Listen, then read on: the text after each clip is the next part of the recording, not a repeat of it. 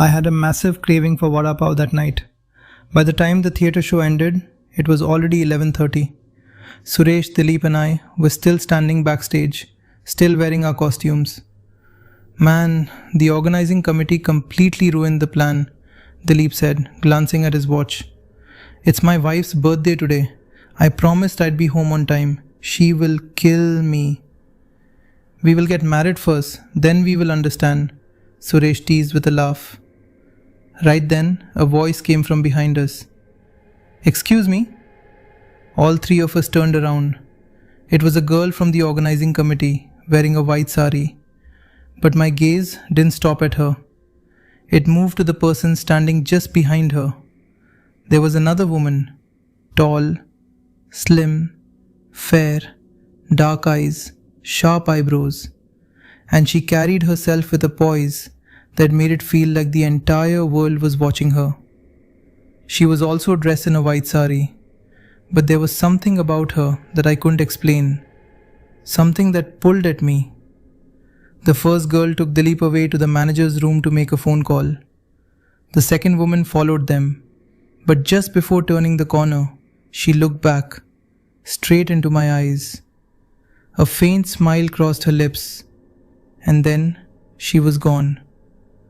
What a stunner, man, I whispered. Come on, let's go get that vada pav, Suresh said. I'm not coming, I'm exhausted. Suit yourself, Suresh shrugged and walked off. Outside, the air was cold and carried the sweet fragrance of Raat Ki Rani, night-blooming jasmine. I reached out to pluck one of the flowers. Don't pick them. I spun around. It was her, the white sari, that same faint smile. Their life lasts only one night, she said softly. Let them be. I stood there, completely caught off guard. What are you doing here? I need to get home, down that path. It's too dangerous to walk alone at night. She tilted her head slightly. Will you walk with me? I should have said no. Sure, I said. We walked together down the winding hill path. It was foggy and bitterly cold. She moved in complete silence, and somehow that silence felt heavier than any conversation. A half-sleeve shirt in this cold? She asked, glancing at me. I've never really felt cold like this before, I said. I have a local traditional drink at my place. Come inside, I'll make you some. It'll warm you right up. But it's late. People at home will... Don't worry about it, she said, her eyes glinting softly in the dark. Men come and go here all the time. You wouldn't be the first. At a T-junction, she stopped and pointed down a narrow lane. My home is that way. Then she reached out and took my hand. Her hand was incredibly warm. And after that, everything in my mind started to go hazy. Through the fog, an old wooden house slowly came into view. She pulled a key from beneath the doormat and unlocked the door. Everything inside was made of wood. She lit a lantern and went to the kitchen. I sat down and looked around the room. On the wall hung a portrait, a painting of a woman. It was her. But something about it felt wrong. Something I couldn't quite place. Something that made the hair on the back of my neck stand up. What is this? Outside, lightning split the sky, and a storm began to build. On the floor near my feet lay a dhoti.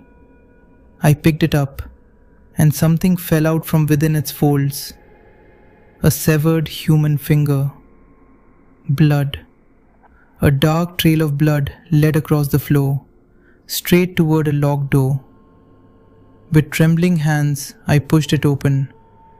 First came the darkness, then another flash of lightning, and in that single horrifying instant, I saw something I will never forget for the rest of my life.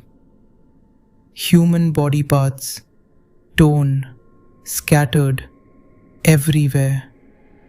I spun around, and she was standing right behind me. But she was no longer the same woman. Her hair had turned stark white. Fine, pale hair covered her entire body. Her eyes were completely white, save for the dark, hollow pupils staring straight at me. And between her lips were fangs. This was no Mohini. This was something else entirely. Something far, far worse. Without even thinking, a mantra my grandfather had once taught me slipped from my lips. The Mahamrityunjaya. I kept repeating it, over and over, as loud as I could. Summoning every last bit of strength I had, I shoved the creature backward and ran. Rain, darkness, the mountain path. I slipped. I fell. I kept tumbling downward. Then I fell on a rock. A brutal strike to my head. Everything went black. When I finally opened my eyes, I was staring at the white ceiling of a hospital room. I had been unconscious for over a week. Suresh and Dilip came to visit me. "We found you on Hill Road after the show," Suresh told me. "You were unconscious and bleeding." "The girl, Dilip, the one who was with that committee girl, the tall, fair one." "What girl?" Dilip frowned.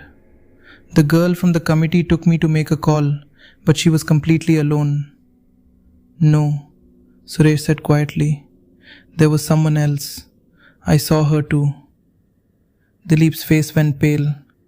"Oh my God," he whispered. "You two actually saw her?"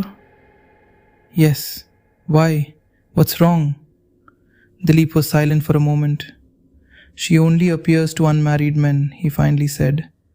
"She seduces them with her beauty, and then—" He didn't finish the sentence. "The two of you barely escaped the clutches of a Mohini.